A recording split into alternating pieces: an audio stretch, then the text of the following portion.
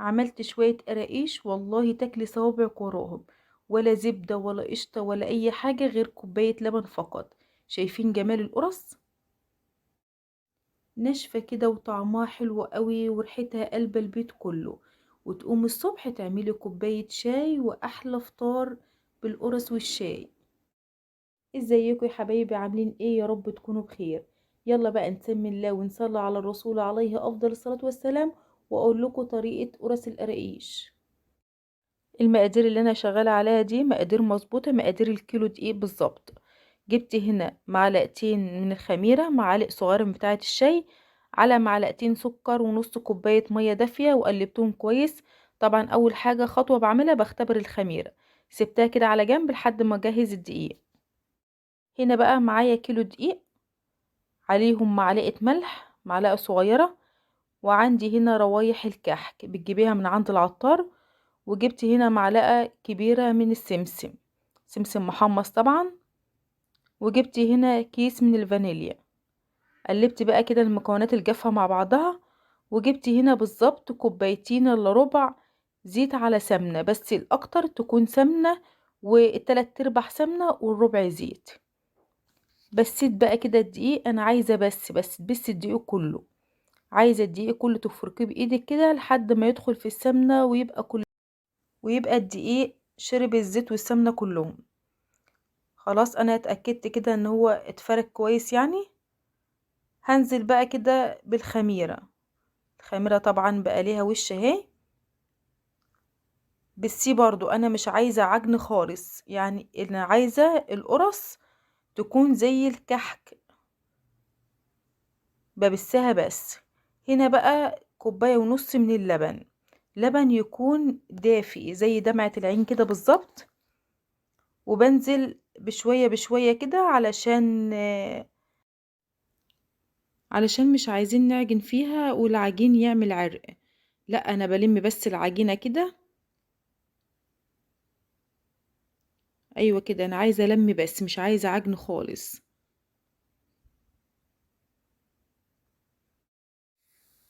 طبعا ما بضيفش هنا بقى ولا زبدة ولا قشطة ولا اي حاجة خالص. انا كده لميت العجينة بتاعتي وبقت كده زي الفل.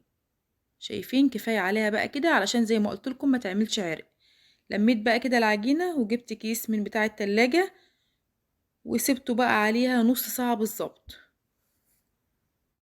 جبت بقى الصاج بتاعي كده او الصينية اللي موجودة عندك، ودهنتها كده بفرشة من السمنة. خلاص.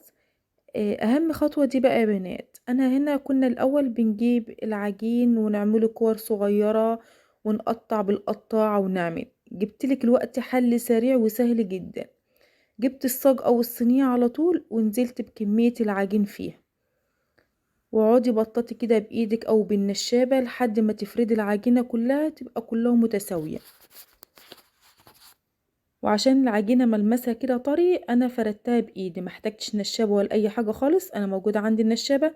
بس عملتها بايدي علشان تبقى متساوية من جميع الجهات كلها.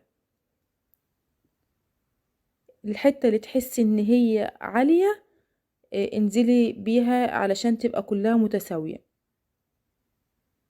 اهو فردتها بايدي خالص اهو.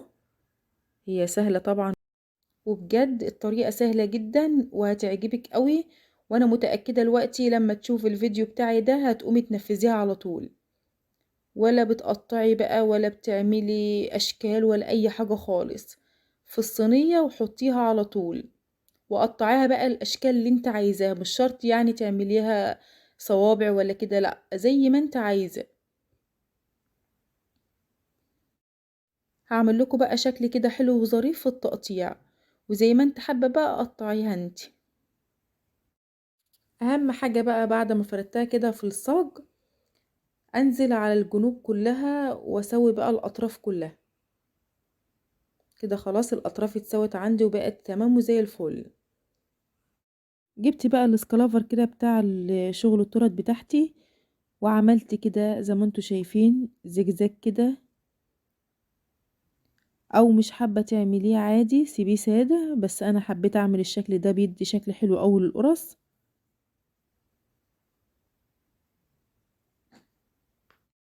لو عجبك بقى الفيديو ياريت ما تبخليش عليا باللايك والاشتراك في القناة وتفعلوا زر الجرس علشان اي فيديو جديد انزله ينزلوك على طول، وابعتولي كده في التعليقات وقولوا لي انتوا بتتابعوني من اي بلد، وادعولي كده ربنا يحسن ما بين ايديكم.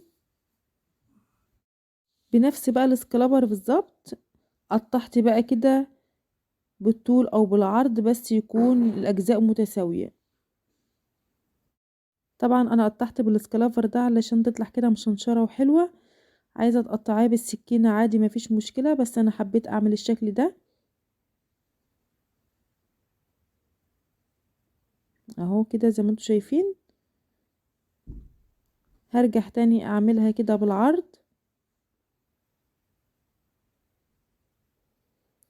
سهلة جدا يا بنات وطريقة جميلة جدا مش متعبة خالص.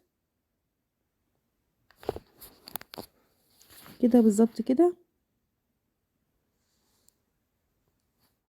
جبت بقى كده طبق وجبت فيه شوية من المية او لبن، بس ما كانش عندي لسه فاضي اللبن فاستخدمت المية بفرشة كده، وجيت على وش القرص من فوق ورحت جاية كده على السريع روحة جاية كده، علشان الهدف من الخطوة دي ان عشان وانا بضيف السمسم كده يمسك في القرص. انما لو ضفت السمسم على طول على وش القرص طبعا وانت بتحمريه في الفرن هيطلع خالص بكل سهولة. خلاص كده القرص خلصت. هجيب بقى اي غطا عندي وغطيها واسيبها من ساعة لساعة وربع لحد ما الحجم بتاعها يتضاعف شوية كده زي ما انتوا شايفين. وخلاص بعد ما الوقت عدى كانت كده بسم الله ما شاء الله. كنت بقى كده مشغلة الفرن على درجة حرارة 200، وطبعا بحط الصاج في الرف الوسطاني. وكده بعد ما خرجت كده الصاج من الفرن بسم الله ما شاء الله طالع كمان في الحقيقة احلى من كده كمان. شايفين عمالة اقرب الكاميرا منه عشان اوريكم لونه وجماله. طبعا انا بحب اغمق القرص يعني اديلها اللون الذهبي الغامق علشان هي اصلا في الحال اسمها قراقيش يعني.